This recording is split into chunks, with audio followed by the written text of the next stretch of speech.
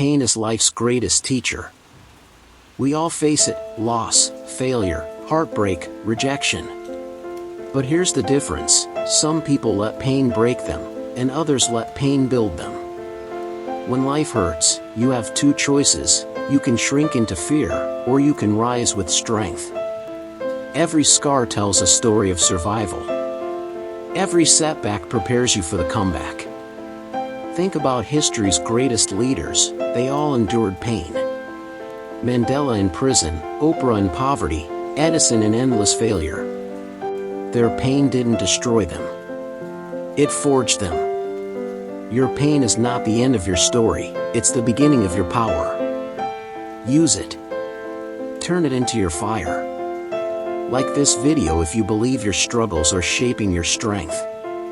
Subscribe for daily motivation to keep pushing forward.